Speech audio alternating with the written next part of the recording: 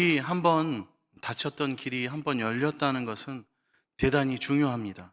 과거에 우리 남북한 관계가 참 좋았을 때는 남북한 길이 열려서 금강산 관광을 할 수 있었을 때가 있었습니다. 저도 대학교 다니던 그 시절이었는데, 그때 이렇게 동료 학우들이 신청해서 대학교에서 이렇게 신청한 학우들 금강산 관광을 다녀온 것을 기억하고 있습니다. 또 지금은 러시아와 우크라이나가 전쟁 중에 있습니다. 그래서 우리가 러시아나 우크라이나를 여행하거나 방문하는 것이 쉽지는 않습니다. 또 이스라엘과 지금 팔레스타인에는 이스라엘이 세운 이 분리 장벽과, 그리고 그 왔다 갔다 할 때 검문소, 체크 포인트가 많이 설치되어 있어서 한 동네가 둘로 나눠지고 장벽을 사이에 두고 갇히는 상태가 되었습니다. 그래서 형제들끼리, 때로는 친척들끼리 왕래할 수가 예전에는 있었는데, 장벽을 두고 왕래할 수 없는 그런 상태에 있게 되었습니다. 이렇게 과거에는 편하게 오고 가고 여행도 할 수 있었지만, 현재는 그렇게 하기가 어려운 지역들이 있습니다. 우리가 산에 갈 때 산에서 길을 잃거나 산에 길이 없으면, 길을 잃어버리면 그 산에서 빠져나오기가 상당히 어렵습니다. 길을 찾거나 아니면 구조대원을 만날 때까지는 이리저리 헤매거나 아니면 가만히 있을 수밖에 없는 것이죠. 마찬가지로 세상에서 헤매는 우리 인생들에게, 저와 여러분에게 이 믿음이라는 것은, 하나님을 믿는, 예수 그리스도를 믿는 믿음이라는 것은 하나님과 우리 사이에 길을 열어줍니다. 하나님에 대한 믿음이 생기면 우리는 하나님께로 나아가서 하나님의 축복을 받을 수 있고, 또 하나님께서도 우리에게 오셔서 우리를 도와주실 수가 있습니다. 그러나 믿음이 없다면 하나님과 우리 사이에 이 분리장벽과 같은 담이 있어서, 벽이 있어서 오고 갈 수가 없게 되는 것입니다. 하나님과 사람 사이에 세워진 이 무서운 큰 장벽은 바로 우리의 불신의 장벽입니다. 우리는 누군가를 믿어야 살 수 있는 존재들입니다. 그래서 우리는 부모 자녀 간에, 가족 간에, 교우들 간에, 또 친구들 간에 만나는 사람들과 우리가 서로 믿고 살아가는 존재들 아닙니까? 하나님을 믿고 또 하나님의 말씀을 믿어야 살 수 있는 존재입니다. 그렇게 할 때 진정으로 죄의 세력에서 우리는 벗어나서 가치 있는 삶을 살 수 있습니다. 그런데 사람들은 하나님을 믿어야 하는 필요성 자체를 깨닫지 못하고 살아갑니다. 세상에 있는 것이, 눈에 보이는 것이 다 전부인 것으로 알고 살아갑니다. 그런데 이 세상이 주는 편안한 삶을 포기하고 하나님을 믿었던 사람이 있었습니다. 바로 오늘 본문에 등장하는 믿음의 조상 아브라함입니다.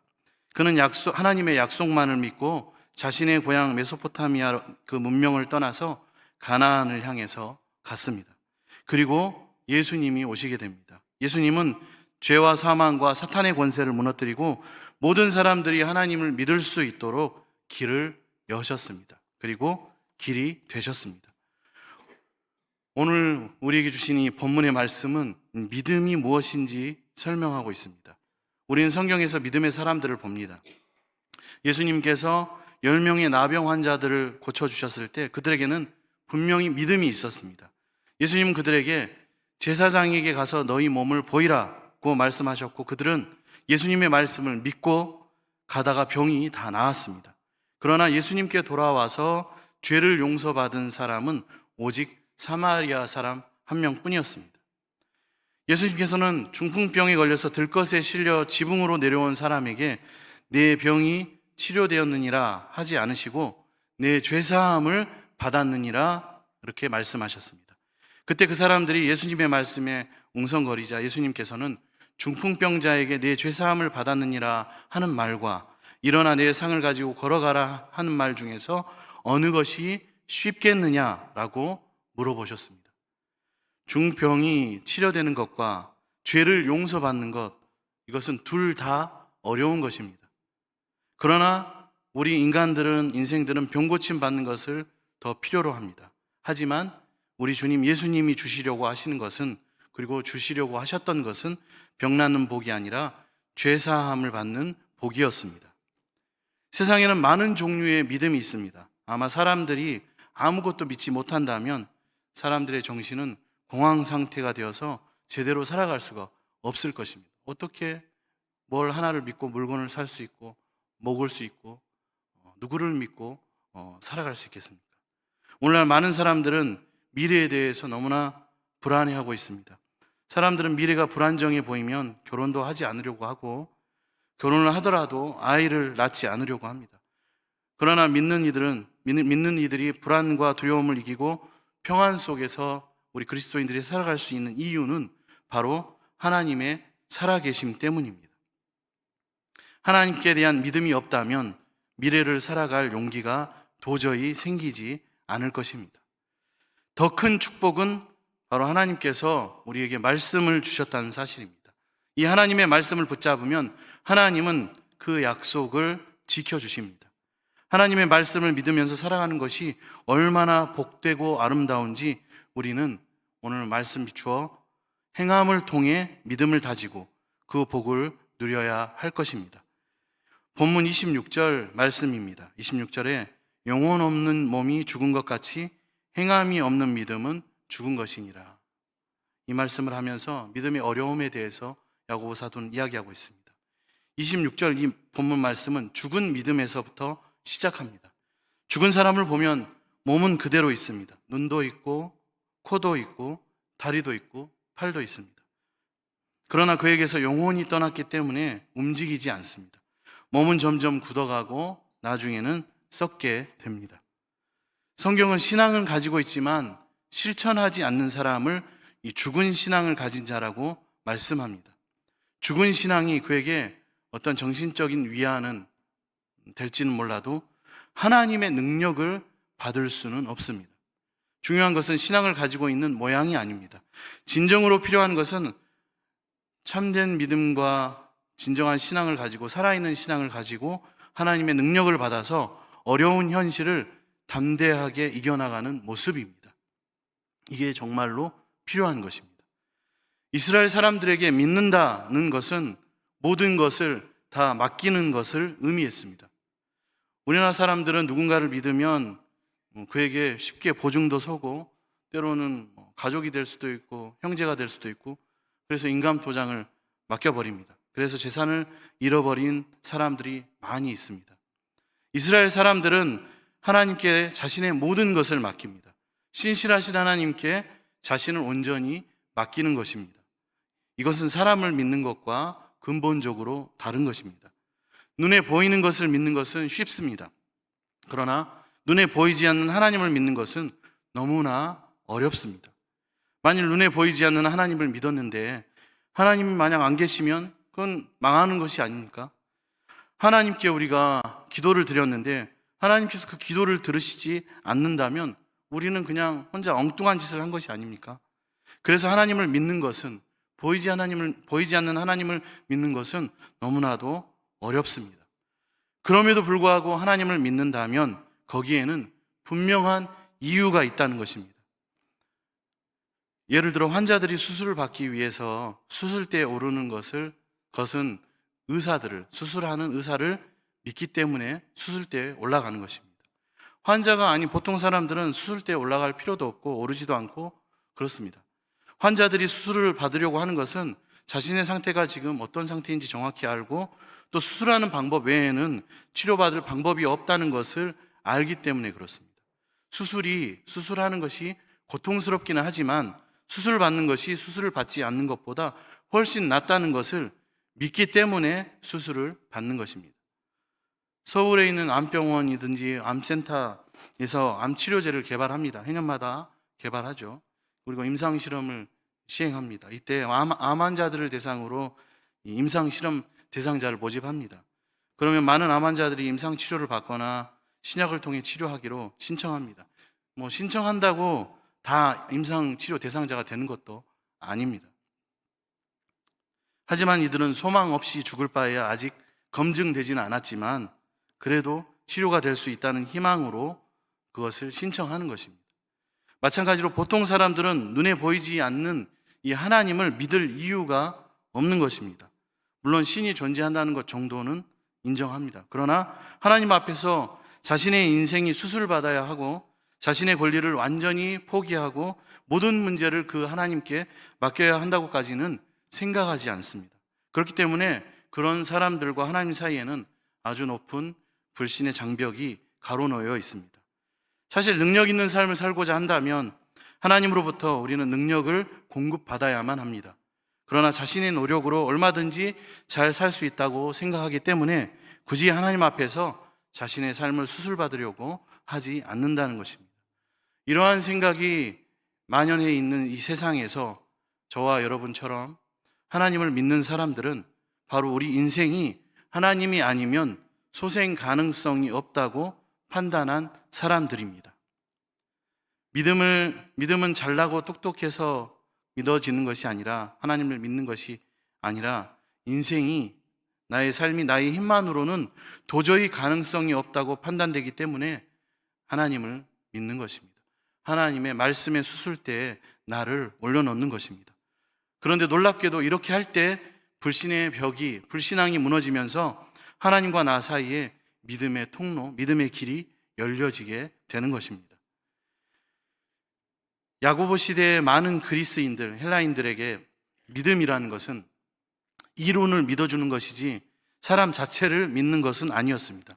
이것은 그 가르치는 자의 가르침이 훌륭하고 뛰어나기 때문에 배우는 것이지 그 사람처럼 되는 것을 의미하지는 않았습니다. 어떤 사람의 가르침을 받는 것과 그의 인격을 믿는 것은 완전히 별개의 문제였습니다. 그들은 얼마든지 누군가에게 가르침을 받으면서 그가 하라고 하는 것은 하지 않을 수 있었습니다. 왜냐하면 그 그리스인들의 사고방식 자체가 너무나 철학적이고, 그래서 생각한 것을 바로 삶으로 연결할 필요가 없었기 때문입니다. 이런 세계관은 그 당시 기독교 믿음에 큰 영향을 주었습니다. 이미 이 야고보 사도 당시에 믿기는 하지만 전혀 행함이 없는 신자들이, 성도들이 생겨났던 것입니다. 그들은 기독교의 진리를 모두 인정합니다. 그들에게 믿느냐라고 물어보면 나는 믿습니다 라고 대답합니다. 그러나 결코 그 진리대로 살 필요성을 느끼지 못합니다. 그들에게는 사상만 있으면, 이론만 있으면 그만이지 굳이 그대로 살 필요가, 실천할 필요가 없었습니다. 여기서 야고보 사도는 성경이 말씀하고 있는 신앙이 무엇인지를 이야기합니다. 그들이 생각하는 믿음의 개념에 바로 행함을 더해야만 온전한 믿음이 될 수 있다고 말하고 있는 것입니다. 사람들은 누구나 다 자기에게 좋은 일이 일어나기를 바랍니다.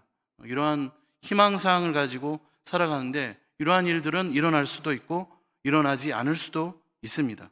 이것이 죽은 믿음입니다. 어떤 사람은 혼자서 스스로 무언가를 믿습니다. 이것은 신념입니다. 신념은 어려운 가운데서 내가 그 일을 할 수 있다고 스스로 믿는 것입니다. 그렇지만 믿음은 하나님에 대한 이 불신의 벽을 깨고 하나님 앞에 나의 인생을 완전히 맡기는 것입니다. 믿음으로 죽을 수도 있고 살 수도 있습니다. 믿음으로 병이 나을 수도 있고 낫지 않을 수도 있습니다. 하지만 모든 것을 하나님께 다 맡겨버리는 것입니다. 참 이상한 일은 이 믿음에 모든 것을 다 하나님 앞에 맡겨버리는 행함을 더할 때 하나님의 능력이 공급되고 우리의 기도가 응답되기 시작합니다. 어떤 절망 가운데서도 우리는 하나님의 길을 발견하게 됩니다. 그러나 내 자신을 완전히 하나님께 맡기지 않을 때에는 그때 우리의 믿음은 그냥 희망사항이 되면 좋고 안 되면 말고 스스로 이렇게 될 것이야 라고 믿는 신념으로 끝나버리게 된다는 것입니다. 자신의 어떤 마인드 컨트롤, 사기를 높여서 좋은 결과를 얻을 수도 있지만 그것은 하나님께 능력을 공급받는 것이 아닙니다. 오늘 본문에 아브라함의 믿음을 이야기하고 있습니다. 성경이 말하는 대표적인 믿음의 사람이 아브라함의 신앙은 어떤 신앙일까요? 본문 21절, 22절 말씀입니다. 우리 조상 아브라함이 그 아들 이삭을 제단에 바칠 때에 행함으로 의롭다 하심을 받은 것이 아니냐. 내가 보거니와 믿음이 그의 행함과 함께 일하고 행함으로 믿음이 온전하게 되었느니라. 아멘. 야고보 사도는 아브라함의 믿음에서 두 가지를 말하고 있습니다. 그는 하나님 자체를 믿는 신앙이었습니다. 창세기 15장 6절에 아브라함이 여호와를 믿으니 여호와께서 이를 그의 의로 여기시고, 하나님을 믿었기에 하나님 말씀하신 모든 것을 믿었습니다. 아브라함은 고향과 친척과 아버지의 집을 떠나 내가 내게 보여줄 땅으로 가라는 하나님의 말씀을 믿고 순종했습니다. 왜냐하면 하나님 자체, 그 말씀을 하신 하나님의 존재 그 자체를 믿었기 때문입니다. 또 밤하늘의 별처럼 많은 자손을 주시겠다는 하나님의 그 언약의 약속을 믿었습니다. 왜냐하면 그 하나님, 그 말씀을 하시는 하나님 자체를 믿었기 때문입니다. 아브라함은 결국 자기 아들 이삭을 모리아 산에서 제물로 바치라는 말씀을 듣고 아들을 죽이는 자리까지 나아가게 됩니다. 그는 하나님을 믿었기 때문에, 하나님 자체 존재를 믿었기 때문에 그렇게 행할 수 있었고 순종할 수 있었습니다. 하나님께서는 이것을 그의 의로 여기셨다고 말씀하셨습니다. 사실 아버지가 아들을 죽여서 바치는 일은 말도 안 되는 일이고 하나님께서 너무나 싫어하는 일이고 불의한 짓입니다. 그러나 하나님께서는 이것을 의로 여기셨다, 의라고 말씀하십니다. 하나님을 믿고 자기 안에 있는 불신앙의 벽을 모두 깨뜨려 버렸기 때문에 그렇습니다. 우리는 보통 약속을 믿는다고 말합니다. 그러면 약속을 믿으려면 약속하는 상대방을 먼저 믿어야 합니다. 아브라함은 하나님의 약속 하나를 믿기 이전에 바로 그 약속을 하신 하나님 존재 자체를 믿었습니다. 그래서 하나님의 모든 말씀을 다 믿을 수 있었습니다. 여기서 아브라함이 하나님을 믿는 믿음은 50%, 70%, 90%가 아니라 전부를 다 믿는 100%의 믿음입니다. 그래서 아들을 죽이라는 말도 정말로 이건 이해가 되지 않지만 그 말씀에 순종하게 된 것입니다. 하나님을 100% 믿으면 아브라함처럼 우리는 확신의 걸음을 한 걸음 내디딜 수 있게 됩니다. 그래서 야고보 사도는 하나님을 100%로 믿으라고 말씀합니다. 때로는 하나님께서 말도 안 되는 요구를 하셔도 순종하는 것이 바로 믿음의 증표입니다. 어느 선을 적당히 그어놓고 내 머리로 이해되는 그 범위 안에서 내가 어느 정도 손해보지 않는 범위 안에서 믿는 것은, 그것은 100%의 믿음이 아니고 온전한 믿음이 아닙니다. 자기 편의대로 시간과 물질, 모든 것, 몸도 내 편의에 맞춰서, 상황에 맞춰서 하나님을 믿는 사람은, 하나님을 섬기고 하나님께 나아가는 사람은 하나님께서 내가 원하는 대로 해주시지 않으면 하나님께 항의하고 하나님을 원망하고 따지게 됩니다. 나에게 축복을 주신다고 해놓고 왜 주시지 않는 것입니까? 이렇게 따지게 되는 것이죠. 하지만 아브라함은 하나님께 결코 따지지 않았습니다. 아브라함에게는 하나님의 두 말씀이, 아들을 죽이라는 말씀과 번성하게 될, 복의 근원이 될 것이라는 말씀이 모순처럼 들렸지만 그는 그 말 표현 자체를 믿는 것이 아니라 그 말씀을 하신 하나님 존재를 믿었고 하나님의 인격을 믿었습니다. 거기에 아브라함 자신의 운명을, 자신의 모든 삶을 다 걸었기 때문에 순종할 수 있었던 것입니다. 이제 오늘 본 말씀에 라합이 등장합니다. 라합은 여리고성의 기생이었습니다.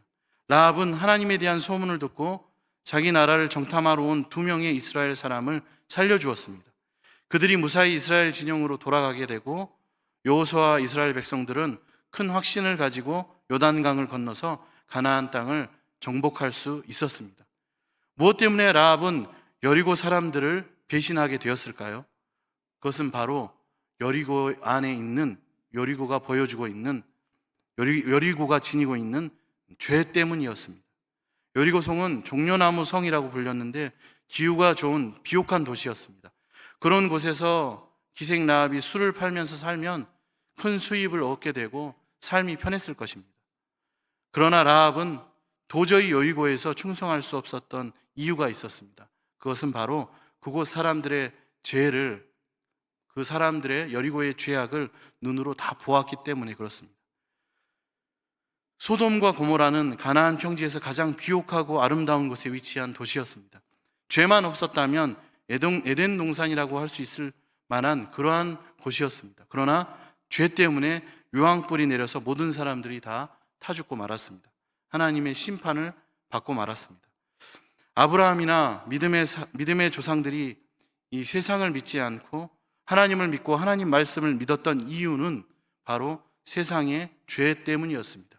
세상의 죄를 목도했기 때문이었습니다. 세상의 죄를 보면서 도저히 하나님의 심판을 생각할 수 없었고 두려워하지 않을 수 없었습니다.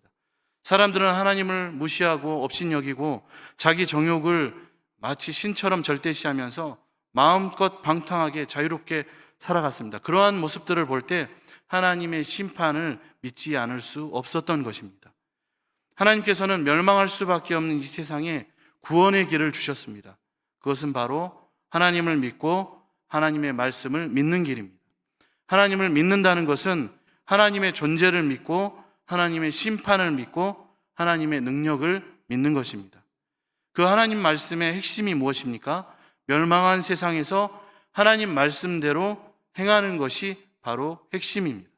그렇게 할 때 생명은 물론이고 능력을 받고 기적을 체험하고 하나님의 복을 받게 되는 것입니다. 믿음은 두 가지 과정으로 되어 있습니다. 첫 번째는 세상의 죄로부터의 분리입니다. 아무리 세상적으로 좋은 것을 많이 가지고 있다 하더라도 그것으로는 하나님의 도움을 받을 수 없습니다. 우리는 세상이 주는 사랑과 세상이 주는 기쁨을 거절해야 됩니다. 우리는 세상이 주는 유혹을 절대적으로 뿌리쳐야만 합니다. 두 번째는 하나님께서 하라는 대로 순종해서 살아가는 것입니다. 이게 믿음의 두 번째 과정입니다. 순종의 삶은 하나님과 우리 사이에 기적의 문을 열어줍니다. 모세가 지팡이로 홍해를 가른 것처럼 여호수아의 믿음으로 해가 지지 않았던 것처럼 하나님의 능력이 바로 우리에게 강력하게 임하는 것입니다. 본문 24절 말씀입니다. 이로 보건대 사람이 행함으로 의롭다 하심을 받고 믿음으로만은 아니니라. 여기서 우리가 짚어봐야 할 부분은 바로 사도 바울의 복음의 핵심입니다. 바울이 전한 복음의 핵심은 사람이 오직 믿음으로 의롭다함을 받는다 하는 것입니다. 다시 말해서 사람이 행위로는 의롭다함을 얻지 못한다는 것입니다. 그러나 오늘 야고보 사도는 행위가 없으면 그 믿음은 죽은 믿음이라고 말하면서 행위를 강조하고 있습니다. 두 가지가 다른 것 같지만 두 가지는 같은 것입니다. 사도 바울이 말한 오직 믿음으로 의롭다함을 받는다는 것은 하나님이 백성이 되는 자격을 뜻하고 있습니다. 이것은 너무나도 분명한 진리입니다. 어느 누구도 내가 열심히 공로를 쌓았기 때문에 하나님의 백성이 될 수 있는 것이 아닙니다.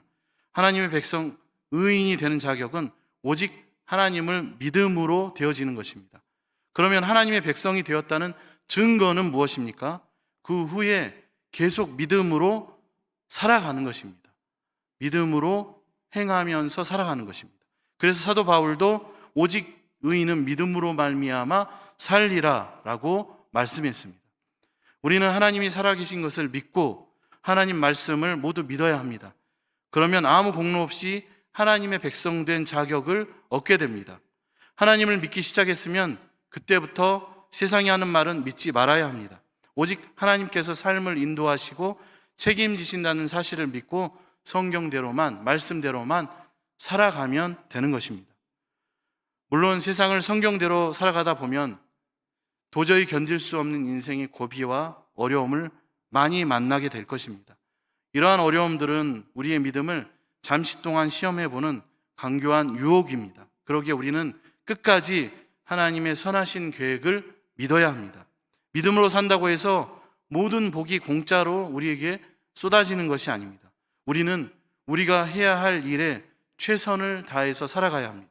다만 놀라운 것은 믿음으로 이 어려운 고비를 극복한 삶은 많이 헤맨 것 같은 그러한 모습으로 비춰지지만 이러한 삶은 나중에 보면 헤맨 것이 아니라 가장 가까운 지름길로 하나님께 온 곳이라는 것을 우리가 그때야 비로소 알게 된다는 것입니다.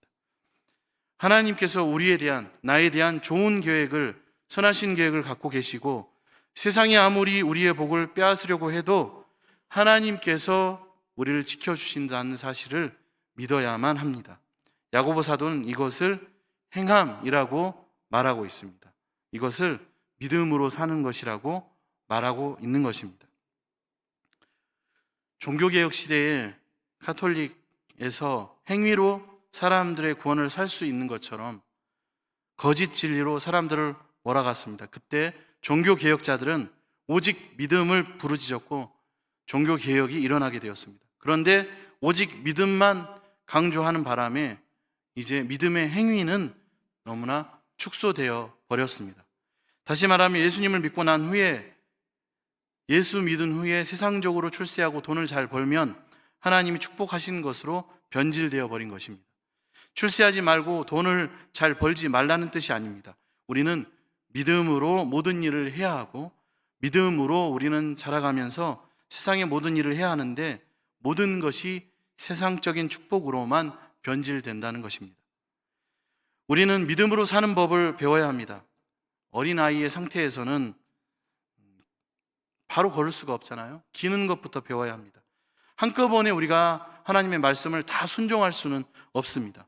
성령이 주시는 감동을 따라서 아주 작은 것 하나부터 우리가 하나하나 순종하는 것입니다. 그러면 나중에 엄청난 일, 큰 일도 순종할 수가 있는 것입니다. 그리스 헬라식 사고방식은 다른 사람이 경주하는 것을 구경만 하는 것이라면 참된 신앙, 진정한 신앙은 구경하는 것이 아니라 직접 경주하는 것입니다. 우리가 경주할 때 우리는 넘어지고 실수할 수 있습니다. 반복해서 또 넘어지고 또 실수할 수 있습니다. 그렇지만 다시 일어나서 믿음의 경주를 행할 때 우리는 아브라함과 같이, 기생 라합과 같이 나중에 불가능한 일에도 엄청난 큰 일에도 순종할 수 있는 그 능력을 소유하게 되고 경험하게 될 것입니다. 하나님이 우리에게 요구하시는 것은 완전한 의가 아닙니다. 하나님이 우리는 하나님 앞에서 완전하게 사는 것이 불가능한 사람들입니다. 하나님 앞에 완전하게 살려고 하면 우리는 율법의 지배를 받게 됩니다. 어떤 사람이 자기 나름대로의 규칙을 세워서 완전하게 살려고 했습니다. 금식을 하고 거룩한 말을 하고 부정한 생각도 하지 않으려고 했습니다. 그러다가 아주 작은 규칙 하나가 무너지면 전체가 다 무너지게 되는 것입니다. 하나님은 우리가 실수하고 넘어지는 그 자체까지 하나님께 다 맡기기를 요청하십니다. 내게 능력 주시는 범위 안에서 우리가 열심히 이 일을 감당하면 되는 것입니다. 앞으로 결과가 어떻게 될지, 미래에 어떤 일이 일어날지 알 수 없습니다. 다만 실수하고 넘어지면 다시 하나님 앞에, 말씀 앞에 회개하고 다시 일어서면 되는 것입니다. 그리고 말씀대로 살아가는 것입니다. 이것이 바로 믿음의 삶입니다. 본문 22절 말씀입니다. 내가 보거니와 믿음이 그의 행함과 함께 일하고 행함으로 믿음이 온전하게 되었느니라. 이 말씀은 믿음과 행함이 서로 함께 협력해서 더 온전한 믿음으로 자란다는 말씀입니다. 믿음은 행동을 불러일으키고 행동은 믿음을 더 견고하게 붙들어줍니다. 한번 순종하면 그 믿음은 더 자라고 그 자란 믿음은 더 큰 행동을 불러일으켜서 그는 더 큰 믿음의 사람으로 만들어집니다. 믿음은 그래서 많은 것을 생각하지 않습니다. 앞뒤를 재지 않습니다. 하나님이 기뻐하시는 뜻이라고 생각된다면 한번 그냥 해보는 것입니다. 순종하는 것입니다. 그러면 우리 불신앙의 벽에 작은 구멍이 하나 생기기 시작하고 조금 후에는 그 벽이 무너지면서 하나님의 은혜가 우리에게 쏟아지게 되는 것입니다. 우리는 이것을 믿는 사람들입니다. 그래서 믿음의 행동을 하려면 생각만 해서는 안 됩니다. 생각만 계속하면 하루 종일 1년 12달 동안 계속 생각만 하게 됩니다. 생각은 그만하고 그 결과를 하나님께 맡긴 채 하나님께서 기뻐하시는 그 일을 우리의 삶으로, 행동으로, 실천으로 옮겨야만 합니다. 그렇게 할 때 비로소 하나님의 도우심이 우리에게 임하게 됩니다. 가만히 앉아서 따지기만 하는 사람은 하나님이 결코 도와주실 수가 없는 것입니다. 믿음과 행함은 함께 하는 것입니다. 그때 하나님께서 역사하십니다. 마지막 본문 26절 말씀입니다. 영혼 없는 몸이 죽은 것 같이 행함이 없는 믿음은 죽은 것이니라. 하나님께 자신을 맡기는 헌신이 없으면 그 신앙은 죽은 신앙입니다. 아무 소용이 없습니다. 오늘 본문 앞에 20절 말씀에 보면 허탄한 사람아 행함이 없는 믿음이 헛것인 줄을 알고자 하느냐. 여기서 이 헛것이란 말은 전혀 작동하지 못하는 믿음을 뜻하고 있습니다. 믿음도 작동을 해야 성장합니다. 머리로만 인정하는 신앙은 작동되지 않습니다. 우리에게 필요한 것은 실제 작동하는 믿음입니다. 살아 움직이는 믿음입니다. 하나님의 무한한 능력을 나에게 가져올 수 있는 믿음입니다. 오늘 이 말씀을 기억하면서 살아있는 신앙과 능력 있는 믿음으로 행함이 있는 삶으로 살아가는 우리 모두가 되시기를 축복합니다. 기도하겠습니다. 사랑의 주님, 오늘 말씀을 통하여 살아있는 믿음이 무엇인지 알게 하시니 감사를 드립니다. 예수 그리스도를 믿는 믿음으로 성도가 되고 하나님의 말씀을 행함으로 온전한 신앙을 이루심을 깨닫게 하시고 우리의 믿음이 행함으로 완성되는 살아있는 신앙이 되게 하여 주시옵소서.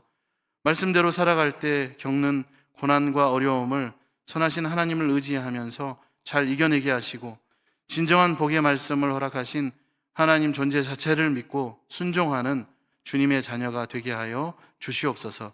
그렇게 인도하실 주님 감사드리며 예수님의 이름으로 기도드립니다. 아멘.